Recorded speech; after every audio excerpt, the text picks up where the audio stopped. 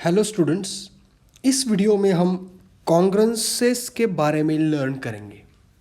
अब कॉन्ग्रुएंसेस क्या होते हैं, मैं एक डेफिनेशन बताऊंगा, बाद में आपको तुरंत सारी चीज़ें समझ में आएगी। बस थोड़ा पेशेंस रखो। Let m be any positive integer. अब इंटीजर क्या होते हैं? इंटीजर्स यानी 0 +-1 +-2 +-3 ये सारे नंबर हैं। एंड पॉजिटिव इंटीजर्स इसका मतलब 1 2 3 4 ये सारे नंबर, ये इनको बोलते हैं पॉजिटिव इंटीजर। तो हम a is congruent to b mod m बोलेंगे। किस बुक्स में n भी लिखा होता है उससे कुछ फर्क नहीं पड़ता, आप p भी ले सकते हो। तो इसको हम बोलते हैं a is congruent to b mod m if m divides a minus b. ठीक है, अब इसको ना एक एग्जाम्पल लेके समझते हैं। जैसे example 10 is congruent to 2 mod 4। ये सही लिखा है मैंने। क्यों सही लिखा है? क्योंकि आपने यदि चेक किया 10 माइनस 2 इज इक्वल टू 8, 8 को 4 डिवाइड करता है क्या? करता है, तो दिस इज करेक्ट। तो इसको हम बोल सकते हैं a is congruent to 2 mod 4। ठीक है, सिमिलरली एक दूसरा एग्जांपल बताऊंगा जिसमें हम बोलेंगे कि a is not congruent to b mod m। जैसे एग्जांपल लेते हैं 11 is not congruent to 2 mod 4। ये क्यों नहीं है? क्योंकि 11 माइनस 2 आता है 9 एंड 9 को 4 डिवाइड नहीं करता, इसलिए 11 is not congruent to 2 mod 4। तो इसका ही मतलब है जब जब मैं ये बोलूँगा a is congruent to b mod m, इसका मतलब है a माइनस b को m डिवाइड करता है, m डिवाइड करता है। m डिवाइड करता है इसका मतलब कोई रिमाइंडर नहीं बचना चाहिए। ठीक है, अब जैसे मैंने एक एग्जांपल लिया था यहाँ 10 इज कॉन्ग्रुएंट टू 2 मॉड 4। क्या मैं इसको ऐसे लिख सकता हूँ 10 माइनस 2 यानी 8 हो गया हमारा। 8 को हम लिख सकते हैं 2 इंटू 4।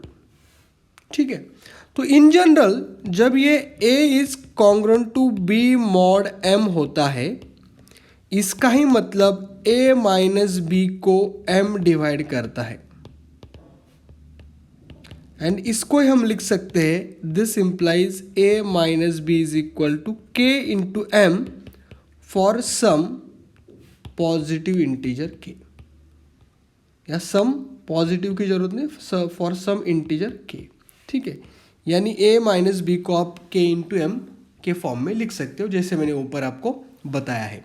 तो this is very simple definition about a is congruent to b mod m। Like congruent का मतलब क्या होता है ये इससे हमें पता चलता है।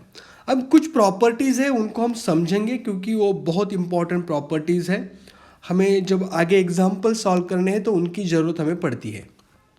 ठीक है, तो पहले एक स्टेटमेंट मैं लिखता हूँ फॉर पॉजिटिव इंटीजर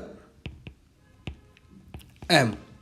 कोई भी एक पॉजिटिव इंटीजर है m, देन फर्स्ट प्रॉपर्टी मैं लिखता हूं for any integer a we have a is congruent to a mod m। ये बड़ा सिंपल स्टेटमेंट है। इसका ही मतलब क्या होता है a माइनस a कितना होता है 0, एंड 0 को हर नंबर डिवाइड करता है। तो ये ऑब्वियसली ये ट्रू है क्योंकि 0 को हर नंबर डिवाइड करता है, इसका मतलब m भी डिवाइड करता है। तो यही लॉजिक है, a is congruent to a mod m, ये सही है किसी भी इंटीजर के लिए। ठीक है, दूसरा एक एग्जांपल लेते हैं। If a is congruent to दूसरा प्रॉपर्टी लेते हैं हम a is congruent to b mod m, then b is also congruent to a mod m। ये तो बड़ा सिंपल बात है। जैसे आप कोई भी एग्जांपल ले सकते हैं समझने के लिए। जैसे एग्जांपल ले लो 2 इज कॉन्ग्रुएंट टू इसको ना 10 इज कॉन्ग्रुएंट टू 2 मॉड 4। इसका ही मतलब है 10 माइनस 2 यानी 8 को 4 डिवाइड करता है यस। अब इसका ही मतलब 2 इज कॉन्ग्रुएंट टू 10 मॉड 4 होता है क्या? ऑब्वियसली, क्योंकि 2 माइनस 10 कितना आता है? -8। -8 को भी 4 डिवाइड करता है। तो ये जो प्रॉपर्टी है ये भी बड़ी सिंपल है समझने के लिए। यदि A is congruent to B mod M है तो B is also congruent to A mod M होता है। B is congruent to A mod M होता है। तीसरी प्रॉपर्टी की ओर हम जाएंगे। तीसरी प्रॉपर्टी है if A is congruent to B mod M and B is congruent to C mod M, then A is congruent to C mod M। Simple बात है। देखो ये क्या बोलता है, यदि A माइनस बी को M डिवाइड करता है, B माइनस सी को यदि M डिवाइड करता है तो A माइनस सी को भी M डिवाइड करता है। ये तो बड़ा सिंपल लॉजिक है।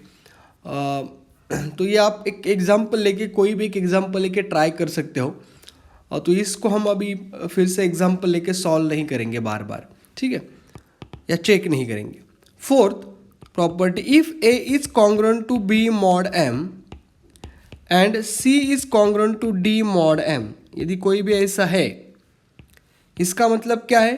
A माइनस बी को M डिवाइड करता है, C माइनस D को M डिवाइड करता है।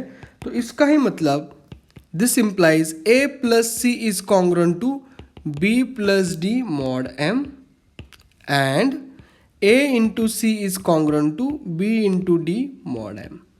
So this is property number 4। ये अगेन आप कोई भी एक एग्जाम्पल लेके चेक कर सकते हो।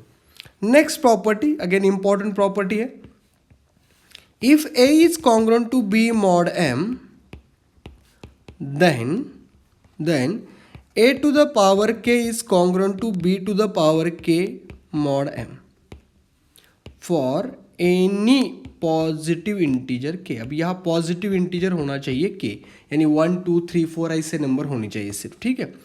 ये भी आप एग्जाम्पल लेके चेक कर सकते हो। जैसे आपने एग्जाम्पल लिया, यदि छोटा एग्जाम्पल लेंगे हम क्योंकि कैलकुलेशंस आसान होनी चाहिए। सो 3 इज कॉन्ग्रुएंट टू 1 मॉड 2 है, क्योंकि 3 माइनस 1 2 होता है, 2 को 2 डिवाइड करता है। तो 3 टू द पावर आपने किया 2, 1 का पावर किया 2 मॉड 2। अब 3 to the power 2 9 is congruent to 1 mod 2। 9 minus 1 होता है 8 इज कॉन्ग्रुएंट टू, सॉरी, ये 9 माइनस 1 होता है 8 एंड 8 को 2 डिवाइड करता है, इसलिए ये होल्ड होता है। तो आप ये अलग अलग नंबर्स लेके आप चेक कर सकते हो। ये तो प्रॉपर्टी है तो ये हमेशा होल्ड होगी, तो इसका यूज़ हम प्रॉब्लम सॉल्विंग में हमें आना चाहिए, तो ये इम्पॉर्टेंट है। एंड लास्ट हम प्रॉपर्टी लेंगे कि यदि if AC is congruent to BC mod N then A is congruent to B mod N divide by N। अब यहाँ जो D है वो क्या है?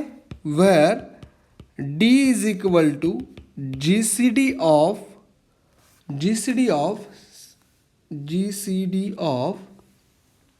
A and C and N, sorry C and N। तो ये लास्ट की प्रॉपर्टी, ये क्या बोलती है प्रॉपर्टी? देखो, यदि AC is equal to BC mod M है तो A is congruent to B mod N divide by D। D is a GCD of C and G। GCD यानी ग्रेटेस्ट कॉमन डिवाइजर, यानी जैसे यहाँ मल्टीप्लिकेशन के case में होता था, ये किया हमने या पावर किया, तो ये डिवीजन करने के लिए डायरेक्ट नहीं होता। डिवीजन कब होगा? डिवीजन तभी होगा जब ये n को हम इसके GCD से डिवाइड करेंगे, C एंड N के GCD से डिवाइड करेंगे। तो ये आप एग्जांपल लेके आप चेक कर सकते हो, कोई ज़्यादा मुश्किल बात नहीं है इसको चेक करना। आई थिंक ये आपको समझ में आया होगा। यदि आपको फास्ट लगा है तो आप मेंशन कर सकते हो कि ये फास्ट है या नहीं समझ में आ रहा है, लेकिन आप ये एग्जांपल्स लेके चेक कर सकते हो। एक कॉन्ग्रुएंसेस में आपको ये प्रॉपर्टी सारी की सारी याद होना ज़रूरी है, क्योंकि इससे एग्जांपल्स फास्टली सॉल्व हम कर सकते हैं। तो thank you so much for watching this.